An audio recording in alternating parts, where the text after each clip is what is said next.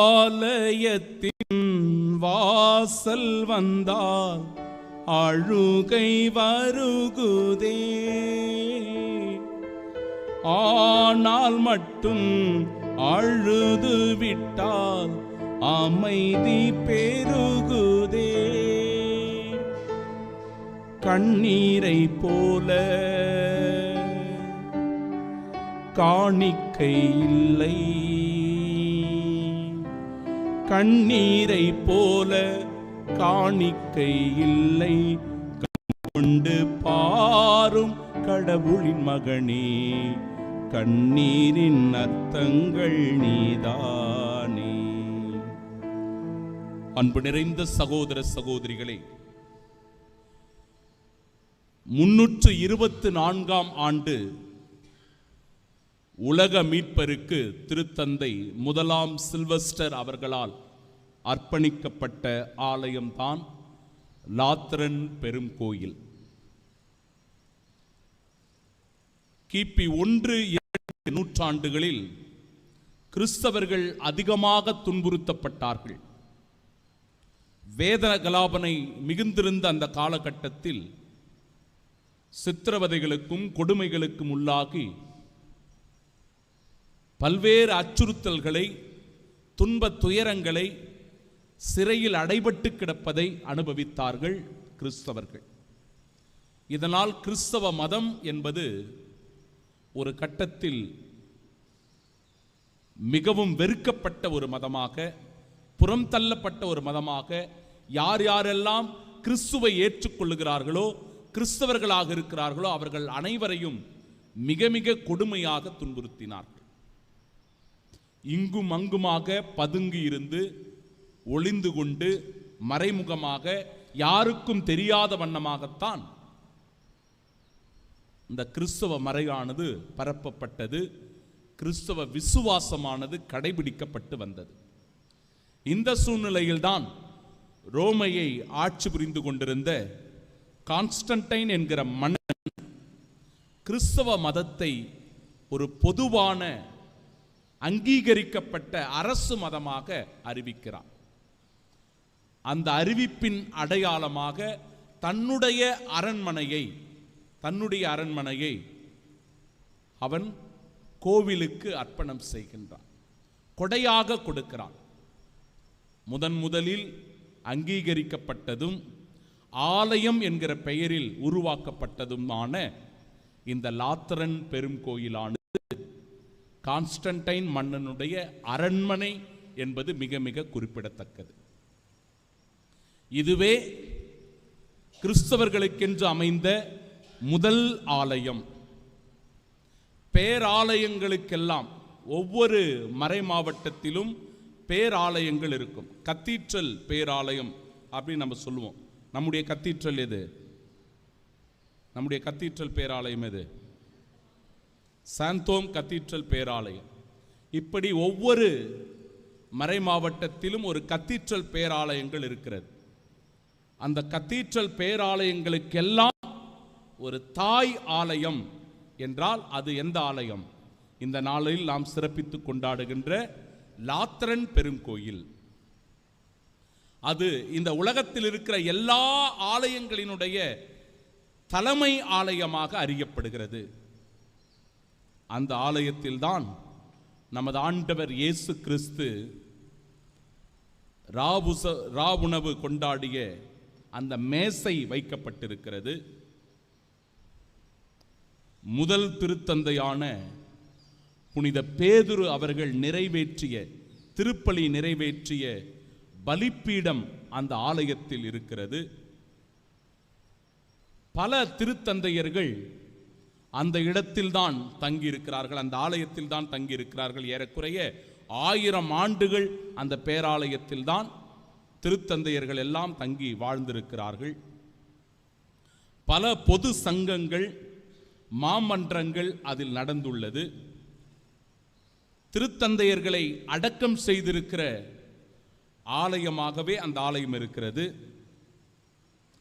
அந்த ஆலயம் குறிப்பிட்ட காலகட்டத்தில் திருமுழுக்கு யோவானுக்கும் அதன் பிறகு தற்பொழுது நற்செய்தியாளரான புனித யோவானுக்கும் அர்ப்பணிக்கப்பட்ட ஒரு ஆலயமாக இருக்கிறது. இவ்வளவு புகழும் சிறப்பும் வாய்ந்த ஆலயம்தான் லாத்திரன் பெருங்கோயில். நம் எல்லோருக்கும் ஒரு தாய் ஆலயம் என்றால் அது எது? இந்த லாத்திரன் பெருங்கோயில். அவ்வளவு புகழ் வாய்ந்த ஆலயமாக இந்த ஆலயம் அமைந்திருக்கிறது. அன்பிற்குரியவர்களே, ஆலயத்தை பற்றி நாம் சிந்திக்கிற போது ஆலயம் எவ்வளவு முக்கியமானது என்பதையும் நாம் உணர வேண்டும்.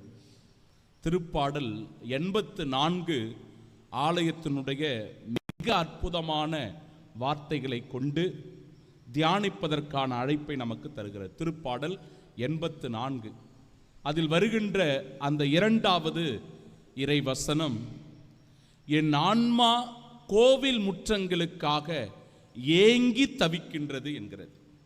என் ஆன்மா எதற்காக? கோவில் முற்றங்களுக்காக ஏங்கி தவிக்கின்றது. இறைவசனம் 4 உமது இல்லத்தில் தங்கி இருப்போர், யார் யாரெல்லாம் ஆலயத்தில் தங்கி இருக்கிறார்களோ, இறைவன் வாழ்கிற இல்லத்தில் இருக்கிறார்களோ, அவர்கள் அனைவருமே நற்பேறு பெற்றவர்கள், அவர்கள் எந்நாளும் உம்மை புகழ்ந்து கொண்டே இருப்பார்கள் என்கிறது அந்த இறை வார்த்தை. திருப்பாடல் 84 10வது இறைவசனம் இன்னும் ஆழமாக ஆலயத்தினுடைய மகத்துவத்தை எடுத்துச் சொல்லுகிறது. வேற்றிடங்களில் வாழும் 1000 நாள்களினும், ஆண்டவரே, நான் வேற்றிடங்களில் வாழ்கின்ற 1000 நாள்களினும் உம் கோவில் முற்றங்களில் தங்கும் ஒரு நாளே போதும். நான் வேற இடத்துல 1000 நாள் வாழறது ஒன்று தான், உன் கோவிலில் இருக்கிற அந்த ஒரு நாளும் ஒன்று தான். அவ்வளவு முக்கியம் இந்த ஆலயம். ஏற்கனவே நான் என்னுடைய அந்த ஜபத்தில், தொடக்க ஜபத்தில் நான் உங்களுக்கு அற்புதமாக சொல்லி ஜெபித்தேன். ஒவ்வொரு ஆலயமும் ஒரு மனிதனுடைய தொப்புள் கொடி உறவாக இருக்கிறது. தொப்புள் கொடி உறவு. எனக்கும் என் ஆலயத்திற்கும் என்ன உறவு என்றால் அது ஒரு தொப்புள் கொடி உறவு. ஏன் அது ஒரு தொப்புள் கொடி உறவு என்றால், இந்த ஆலயத்தில் தான் நாம் பிறந்தவுடன் கொண்டு வரப்படுகிறோம். திருமுழுக்கு நமக்கு இங்குதான் கொடுக்கப்படுகிறது. தேவ நற்கருணை இந்த ஆலயத்தில் தான் நமக்கு வழங்கப்படுகிறது. கிறிஸ்துவினால் அபிஷேகம் செய்யப்பட்ட தூய ஆவியினுடைய வல்லமை நம்மீது இறங்கி வர உறுதி பூசுதல் நமக்கு தரப்படுகிறது. திருமணமாகி நல்ல ஒரு குடும்ப வாழ்க்கையை வாழ்வதற்கான அருள் அடையாளத்தின் இடமாய், ஆசீர்வாதத்தின் இடமாய் இந்த இடம்தான் அமைந்திருக்கிறது. அது மட்டுமல்லாமல், இந்த உலக வாழ்க்கையெல்லாம் நாம் நிறைவு செய்த போது, இந்த உலகத்தை விட்டு நாம் செல்ல வேண்டும் என்கிற போதும் கூட நம்முடைய உடலை கொண்டு வந்து இந்த ஆலயத்தில் தான் வைக்கிறார்கள். அப்படி என்றால் இந்த ஆலயம் என்பது நமக்கு ஒரு தொப்புள் கொடி உறவு. என் அன்பு சகோதர சகோதரிகளே, அப்படிப்பட்ட ஒரு ஆலயம் நம் எல்லோருக்கும் அவசியம். அந்த ஆலயத்திலிருந்து இன்றைய முதல் வாசகத்தில் சொல்லப்படுகிறபடி ஒரு நீர் ஊற்றானது பெருக்கெடுக்கிறது. ஆலயத்திலிருந்து பெருக்கெடுக்கிற அந்த நீர் ஊற்று செல்லுகிற இடங்களில் எல்லாம் வளமையையும் செழுமையையும் பசுமையையும் உண்டாக்குகிறது. ஏராளமான உயிரினங்கள் அதில் வாழ்கின்றன.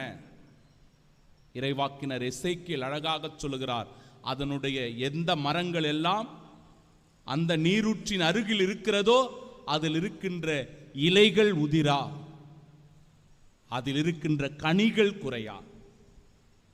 இலைகள் உதிரா, கனிகள் குறையா என்று அற்புதமாக அவர் எடுத்துச் சொல்லுகிறார்.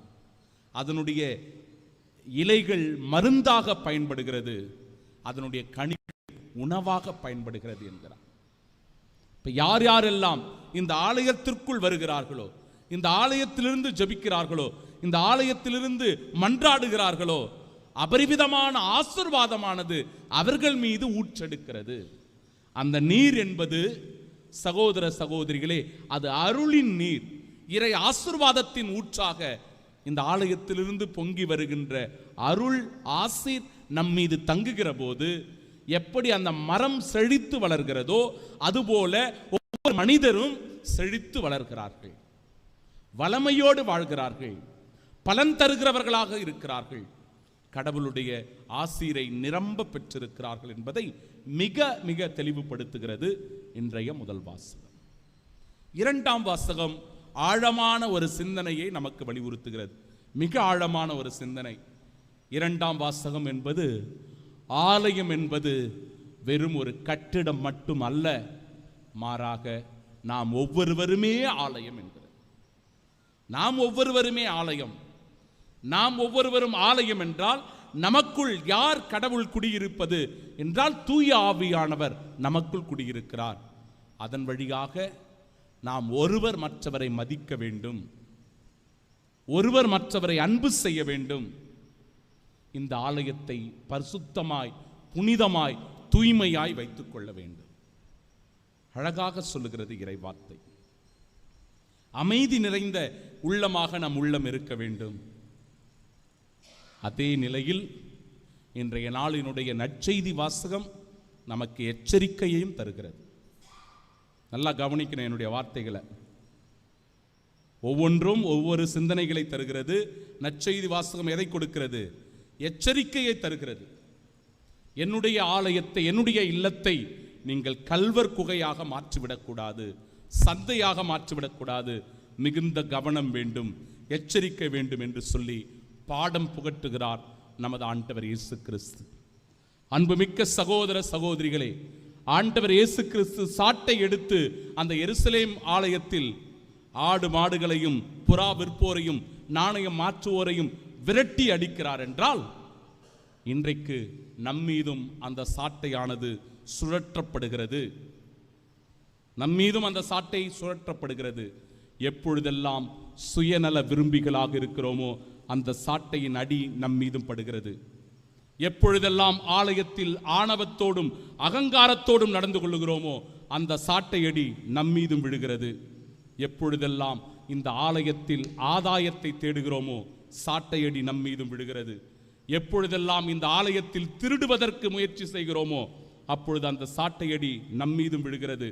எப்பொழுதெல்லாம் இந்த ஆலயத்தில் பேதமைகளையும் பிரிவினைகளையும் பேசுகிறோமோ, தூண்டி விடுகிறோமோ அந்த சாட்டையடி நம்மீது விழுகிறது. எப்பொழுது சாதிய பாகுபாடுகளையும் மொழி பாகுபாடுகளையும் உருவாக்குகிறோமோ அந்த சாட்டை நம்மீது விடுகிறது. ஏனென்றால் இரண்டாம் வாசகம் மிக தெளிவாக சொல்லுகிறது, எவராவது ஆண்டவருடைய ஆலயத்தை அழிக்க நினைத்தால் ஆண்டவர் அவனை என்ன பண்ணுவாரு? அழித்து விடுவார். ஆமீன்.